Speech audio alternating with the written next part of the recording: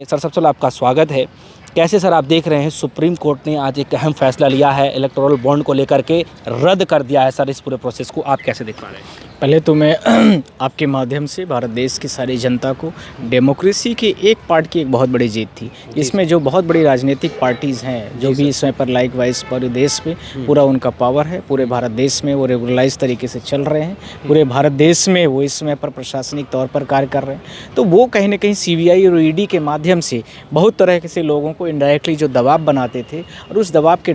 पूरे डर से भय से बहुत सारे लोग प्राइवेट और जो निजी तरीके से कंपनियाँ चलाते थे या वो तरीके से वो सारे लोग अपने तरीके से बॉन्ड को परचेज करते थे through SBI, state bank of India के थ्रू किसी भी व्यक्ति किसी भी राजनीतिक पार्टी को दे सकता था। उसका डेटा सिर्फ और सिर्फ SBI के पास होता था ऑडिट करने के लिए और गवर्नमेंट के पास में होता था। गवर्नमेंट जो है तो उस डेटा को देख सकती थी। अब उसमें 2-3 प्रश्न हमेशा बने रहते थे। जो व्यक्ति वो बॉन्ड को जनरेट करके उसको किसी स्पेसिफिक पार्टी को दे रहा है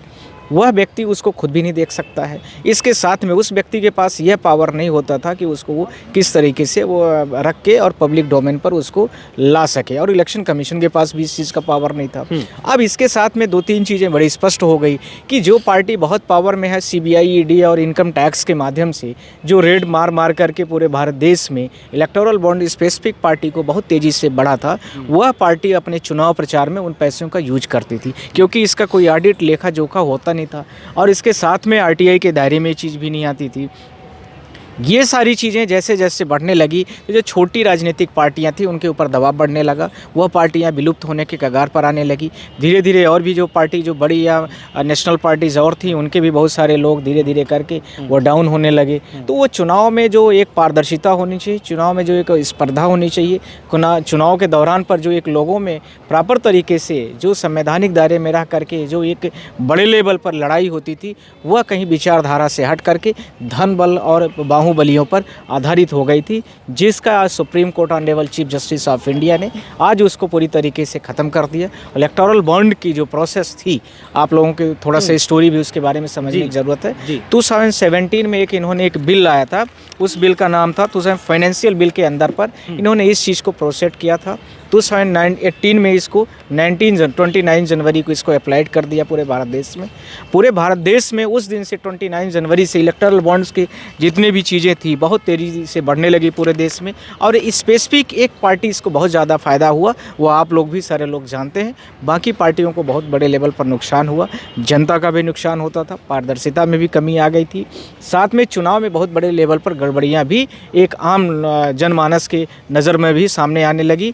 और पार्टी के भी नज़र में यह चीज़ स्पष्ट हो गई थी कि इतनी बड़ी पैसे वाली पार्टी के सामने में हम लोग नहीं टिक सकते हैं। तो उस पर भी कहीं ना कहीं कंट्रोल लग गया। अब ये वायलेशन किसका था, यह भी एक बड़ा प्रश्न है। भारत देश के कॉन्स्टिट्यूशन में जो हमारे फंडामेंटल राइट्स एंड ड्यूटी दिए हैं, आर्टिकल 12 से लेकर के आर्टिकल 35 तक के बीच में, उन सारी चीज़ों में आर्टिकल जो 19 है, आर्टिकल 19 में जो 1A है उसको लेकर के काफ़ी पर्याप्त वायलेशंस था, और इसमें 2-3 चीज़ें बड़ी स्पष्ट लिखी गई हैं 19(1)A में कि एक्सप्रेशन का पावर होना चाहिए, फ्रीडम होना चाहिए, स्पीच का फ्रीडम होना चाहिए। ये सारी चीज़ें जो हमारी कैलकुलेशन में होती हैं वह नहीं आ पाई, जिसकी वजह से आज सुप्रीम कोर्ट ऑफ इंडिया ने यह बोला कि आर्टिकल 19(1)A का यह पूरी तरीके से वायलेशन है, जिसको कंप्लीट तरीके से बंद कर दिया जाए। अब इसके साथ में इसका एक दूसरा पार्ट भी है, जो सारे इलेक्टोरल बॉन्ड्स दिए गए थे वो स्टेट बैंक ऑफ इंडिया के थ्रू से दिए गए थे, यानी इस बैंकिंग को यूज किया गया था,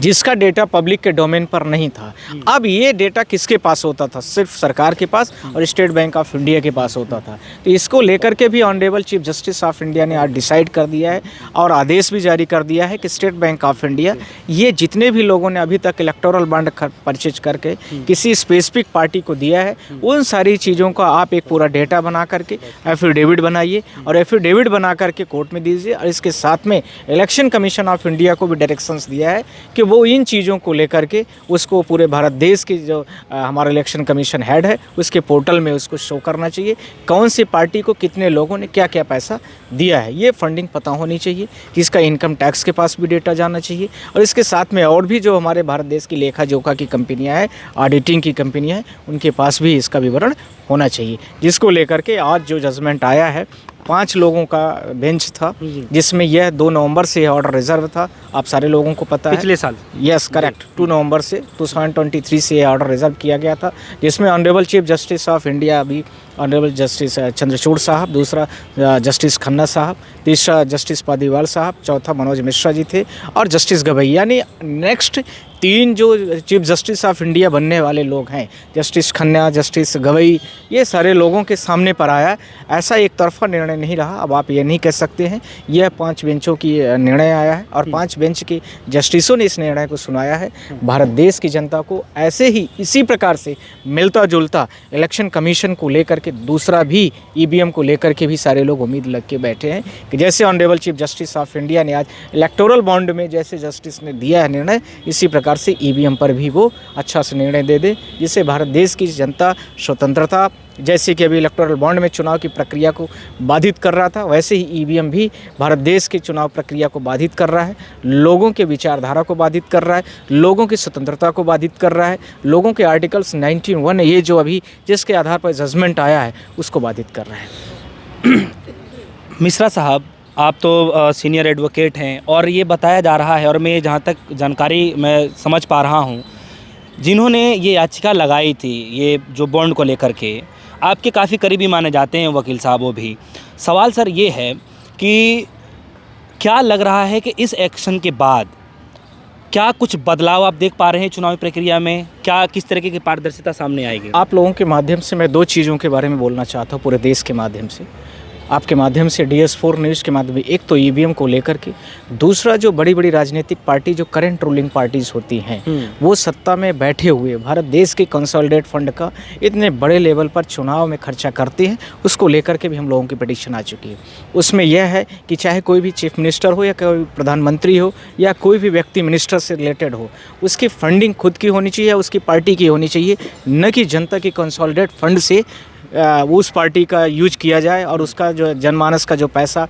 खून पसीने की कमाई का पैसा, जो किसानों की, मजदूरों की कमाई का पैसा है, उसका मिसयूज करके उस चुनाव में यूज करके उसको चुनाव जीतने का प्रयास किया जाए। ऐसे में तो करंट में रूलिंग पार्टी एक ही है और उस पूरे भारत देश में मिसयूज करती है लोगों के पैसे से, तो वह भी हम लोगों की अगली याचिका में है कि इस प्रकार से उस पर भी रोक ले। यानी 3 बड़ी याचिकाएँ, एक तो इलेक्टोरल बॉन्ड की आ चुकी है, आप लोगों को पता है, दूसरा ईवीएम को लेकर के, और तीसरा इस तरह से मिसयूज नहीं होना चाहिए। पॉलिटिकल पार्टीज अपने तरीके से अपना फंडिंग यूज करें, अपनी रैली करें, जो भी करना है करें, पर हमारे और आपके पैसा उसमें नहीं लगना चाहिए। लेकिन सर एक थोड़ा कानूनी सवाल जो है सर, इसमें देखिए सुप्रीम कोर्ट ने इसको नकार दिया है, लेकिन क्या इस पे जो है कोई आपत्ति भी जाहिर कर सकता है? क्या इस पे कोई दोबारा से कोई पिटीशन डाल सकता है, या फिर आगे का रास्ता क्या है? ये यही फाइनल नहीं, फाइनल तो है ही है। अब इसमें रिव्यू कोई कर सकता है और भी बहुत सारी चीज़ें जो है सकते हैं, MA वगैरह कुछ लगा, जजमेंट थे, तो वो ऑर्डर भी टाइम बाउंड हो चुका है। अब इसके बाद में देखिए 30 दिन के अंदर में रिव्यू वगैरह में क्या लोग अपना अपना देते हैं, ये सारी चीज़ें आएंगी, पर वो अब वो चीज़ें नहीं रहेंगी जो अभी आपको मिली हुई थी, क्योंकि ये जाहिर सी बात है कि पूरे डेमोक्रेसी के लिए एक बड़ा निर्णय है, पूरे भारत देश के लिए निर्णय है। अब इसमें कोई स्पेसिफिक पार्टी को टारगेट नहीं किया गया है, भारत देश की सारी पार्टियां जो इलेक्टोरल बॉन्ड से जुड़ी हुई हैं तो सबके लिए है। ऐसा नहीं है कि कोई पार्टी विशेष के व्यक्ति को बोला गया है, और यदि कोई पार्टी विशेष का व्यक्ति आ रहा है इसमें, तो जाहिर सी बात इससे स्पष्ट हो जाएगा कि वह व्यक्ति कुछ न कुछ इस देश में इलेक्टोरल बॉन्ड के थ्रू पर बड़े लेवल पर, व्यापक लेवल पर गड़बड़ी किया है, या वो अपने व्यक्तिगत फायदे के लिए वह देश में फिर से चुनौती करना चाहता है। क्या आपको भी लगता है सर, जब सुप्रीम कोर्ट ने इस पूरे प्रक्रिया को जो है, इलेक्टोरल बॉन्ड की पूरी प्रक्रिया को जो है सर गलत साबित कर दिया है, रोक लगा दिया है, तो क्या अब ये मान लिया जाए कि पिछले जो चुनावी प्रक्रिया रही, जो भी चुनावी फंड इकट्ठे किए गए हैं, वो क्या गलत तरीके से किए? बिल्कुल गलत किए। 2019 से लेकर के 18 से, जब से मैंने आपको डेट बताया है, उस डेट के माध्यम से आपको लोगों को मैंने अभी जो डेट बताई है उसके माध्यम से टिल 2 डेज तक का एफिडेविट भी कोर्ट ने इसीलिए बोला है कि आप एफिडेविट भी फाइल करिए इसके बारे में, कौन कितना फंडिंग किया, कैसे किया है, किसका नाम गोपनीय रखा गया है और किसके द्वारा कितना कितना दिया गया है, ये सारी डिटेल्स आनी चाहिए। तो उससे पूरा दूध का दूध और पानी का पानी हो जाएगा कि भाई इसके पहले भी चुनाव में जो चीज़ें हुई हैं उनमें गड़बड़ियाँ हुई हैं कि उसको फेयर तरीके से चुनाव कराया गया है। तो जाहिर सी बात है इस चुनाव में इसका काफ़ी बड़े लेवल पर प्रभाव दिखता हुआ नजर आएगा। क्या सर सुप्रीम कोर्ट का ये जो अहम फैसला है, क्या लोकतंत्र की जीत मानी जा सकती है? बिल्कुल मानी जा सकती। एक पहलू में इलेक्शन चुनावी प्रक्रिया में जो बाहुबली, जो पैसा धन बल वाली जो चीज़ें थी, किसी पार्टी स्पेसिफिक को काफ़ी बड़े लेवल पर जो चंदे मिल रहे थे, जो सत्ता का मिसयूज कर रहे थे, ईडी सीबीआई और इनकम टैक्स के घुमा घुमा करके इधर से उधर से फंसा करके इलेक्टोरल बॉन्ड के थ्रू से जो पैसे ले रहे थे, वो सारी चीज़ों पर अब कहीं ना कहीं कमी आएगी। सर एक सवाल है कि जो भी जो है इस प्रोसेस के तहत, इलेक्टोरल बॉन्ड के तहत जो भी पैसे या चंदा देते थे, तो उस पर सर जानकारी नहीं निकल पाती थी, और इसी बात को जो है आज सुप्रीम कोर्ट ने भी कह दिया है। अब आप इसको कैसे देख पा रहे हैं?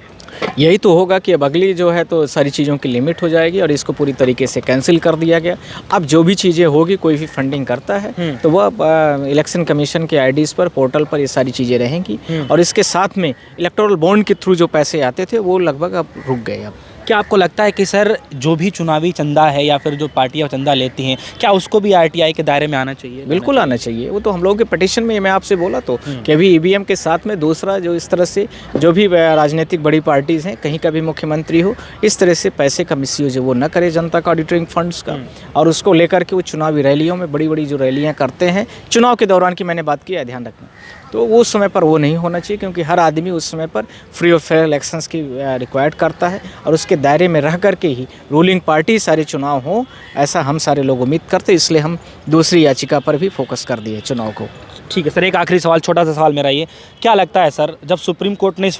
इस पूरे प्रक्रिया को गलती साबित कर दिया है, लाया क्यों गया होगा सर?